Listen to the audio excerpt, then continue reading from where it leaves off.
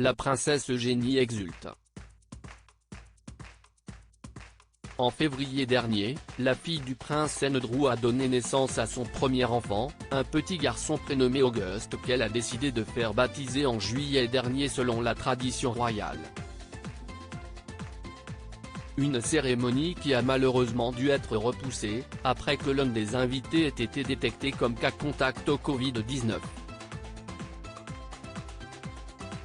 Pour éviter que le baptême de son fils ne devienne un cluster, la princesse Eugénie a donc décidé de repousser les festivités, d'autant plus que Elisabeth II, invitée à la cérémonie, avait répondu qu'elle serait présente. De quoi ravir sa petite fille, et ce pour une bonne raison.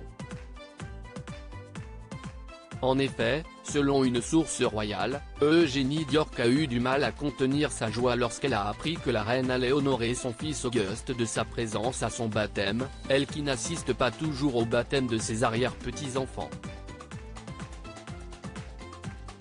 Si elle était présente à ceux du prince George et de la princesse Charlotte, Elisabeth II avait zappé celui du prince Louis car elle se trouvait sur la route du retour de Sandringham, mais aussi celui d'Archie, le fils du prince Harry et de Meghan Markle.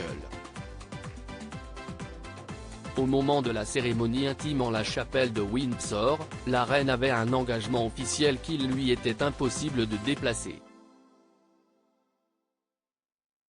Donc, Eugénie a été très touchée qu'elle s'engage à voir Auguste baptisé, a précisé une source à Express. Qu'au point le fils de la princesse Eugénie a-t-il été baptisé? Contrainte de déplacer le baptême de son fils qui devait se tenir le 17 juillet dernier, il se trouve que la princesse Eugénie et Jack Brooksbank auraient organisé la cérémonie samedi 7 août, avant que Elisabeth II ne prenne ses quartiers d'été à Balmoral. Si est le 9 août que la reine est arrivée dans sa demeure écossaise, après avoir assisté au baptême d'Auguste, qui s'est déroulé dans la plus stricte intimité. Express.co rapporte en effet que la cérémonie se serait déroulée à la Royal Chapel of All Saints à Windsor, et ce en présence de Sarah Ferguson et du prince Andrew, avant qu'ils ne suivent eux aussi la reine à Balmoral.